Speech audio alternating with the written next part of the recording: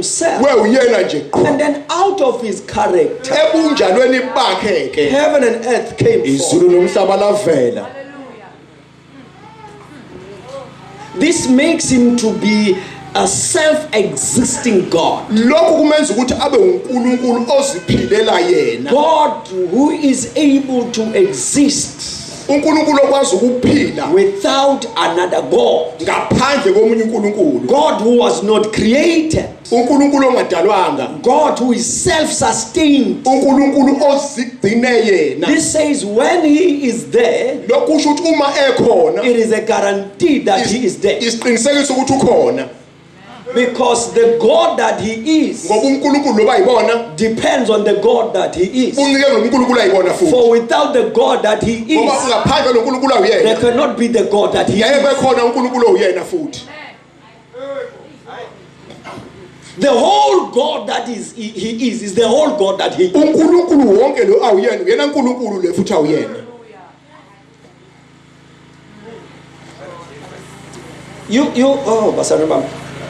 You cannot look to the creation and say God exists. No, he is not what he does. Heaven does not make God to be God. Earth does not make God to be God. His power does not make him to be God. Because he was able to exist when there was no need for power.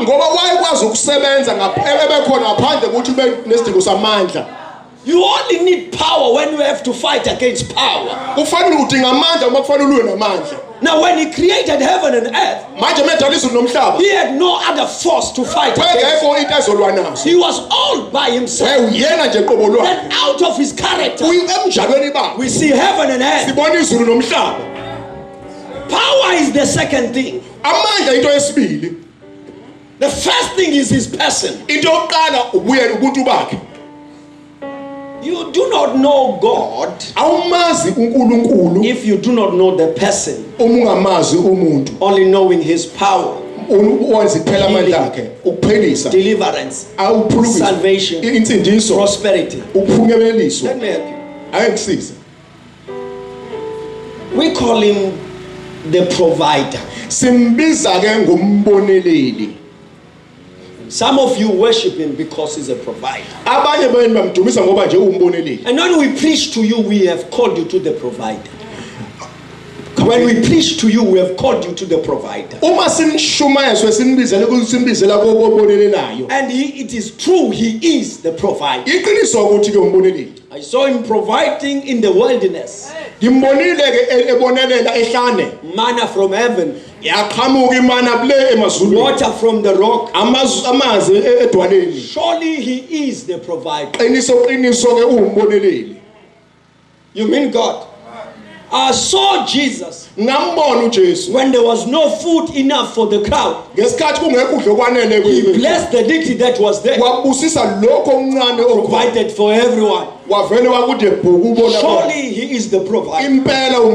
But again I saw Lazarus, the saint Lazarus, righteous Lazarus, Lazarus who loves the Lord. I saw him seated at the gate of a rich man. I saw him dying out of hunger, yet serving the provider. Lazarus did not die because he was sick. Sickness was a product of lack. He was sick because he had nothing. Yet serving the provider. Let me warn you, he provides when he wills.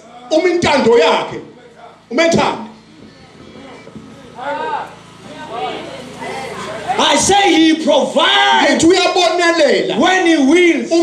He is not always the provider. God loves Lazarus. Lazarus died without provision, yet calling him his God. ebebiza yena loNkulunkulu. No, I have read the Bible. He is the healer. Surely he is. I have seen him healing. The woman with an issue of blood. The blind man. Raising Lazarus from the dead. Surely he is. But I was at the funeral. When David had to bury his child, and we were giving the history here. David prayed, fasted, he took off the garments of being the king and wear the sack and sit on the dust and cried out to the healer to heal the child. While he was praying, the servant came to him and said, stop praying, you must prepare for the funeral. The child is dead. If you serve the healer, then you should have a problem when he wills not to heal.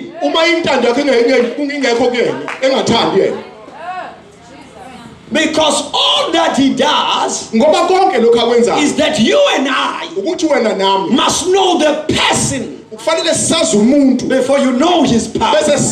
His power must be the benefit of your relationship with the person. I think the challenge we have is that we see his power and fail to see him. We see healing and fail to go beyond healing. We see deliverance and fail to see beyond deliverance. We see prosperity and fail to see beyond it, because he is behind everything. So that out of a revelation, out of a situation, you must be able to get the revelation. I say out of a situation, you must be able to get the revelation and know the person.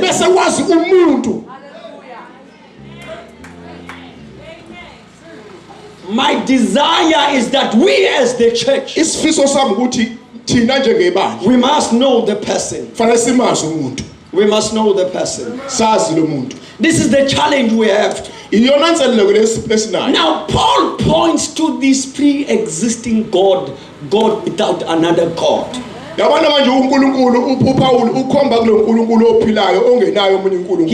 Because his emphasis when he writes to the churches was to know him. Let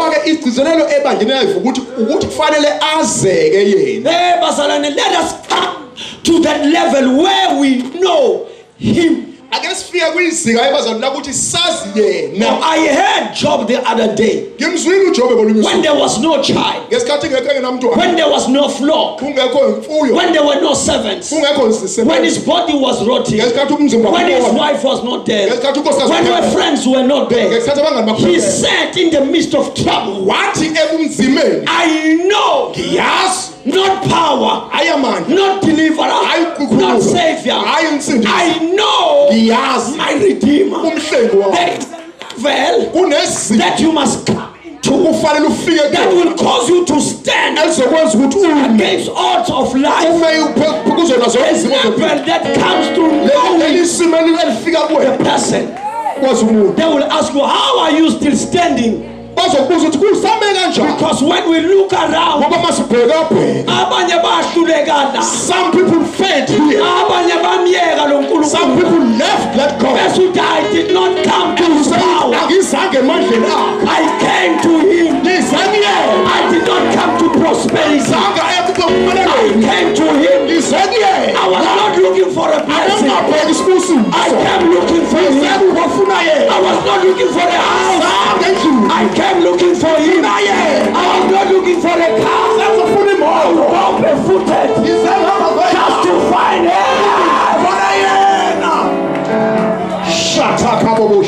All I need is God. If you can give me God, I'm searching. as long as God is on my side. I heard Paul say, if the Lord is for us, who shall be against? Not if his power, but if the Lord, if the Lord is for us. Come on, prophet.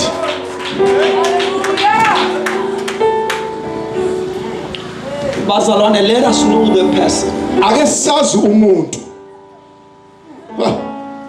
I mean the person of God.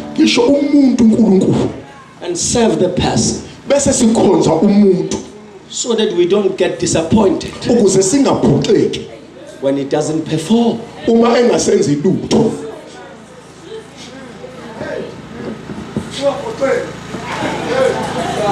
Abanye basishiya la sathi bathatha uSathane. No, again uSathane baxoshwe iperform le kade beyikhonza.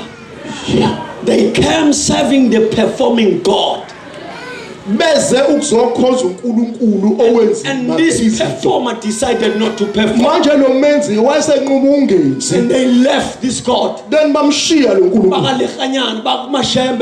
are looking for the perform.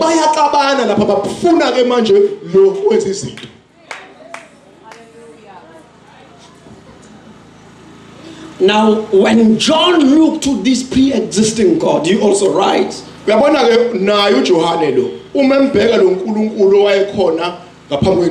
says, in the beginning, God, the book of John, he says, the word was with God. Your translation says, in the beginning was the word. But the right translation should say, in the beginning, the word had already existed.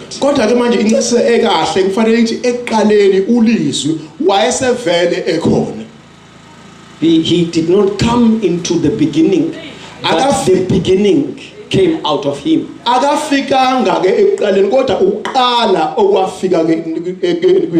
This you correct it when you come to verses number 3. Because in verse number 3 he says, all things were made by him, meaning the word.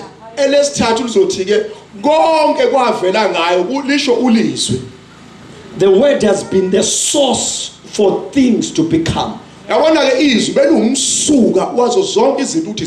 Listen to me, I'm almost done. John looked to this pre-existing God, self-sustained God, who created everything.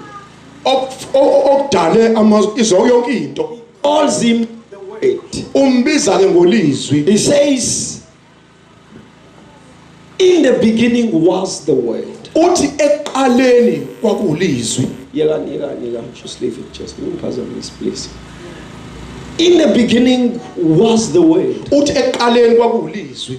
The Word was with God. The Word is God. In verses number 3 he says, all things were made by him. Look very carefully to it. You cannot understand John if you haven't read the book of Hebrews. There are two very important references in the book of Hebrews. Chapter 1, the book of Hebrews, there is a reference that says, he upholds everything by the word of his power. Meaning that he sustains. He caused that which is there to continue to be there, having not changed form. Then chapter 11 says, for we understand that the worlds were framed by his word. The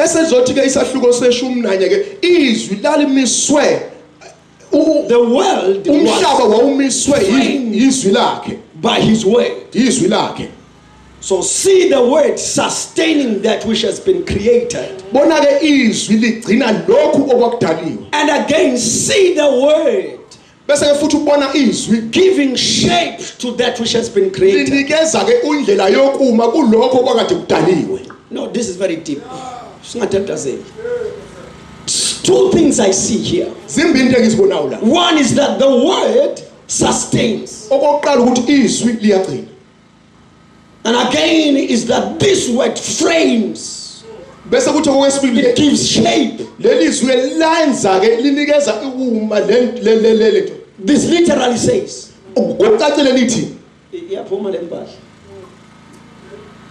Yes.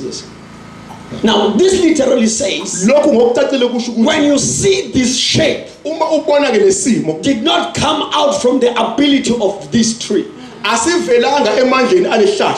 it is the word that had framed itself to become this. It is not the ability of the tree that this thing has taken this shape, but it is the word that had made itself to become this. So this is the word. Let me continue from there. What caused the other plant that brought forth this one to be the same with the one which it came from? It is not in the ability of the plant. It is the word behind the plant that enables productivity of the same kind. Because I read the book of Genesis. It says God said, out of the soil plant came forth. And the plant came. He said, produce after your own kind. Note here, his word created. The book of Hebrews says that which we see, which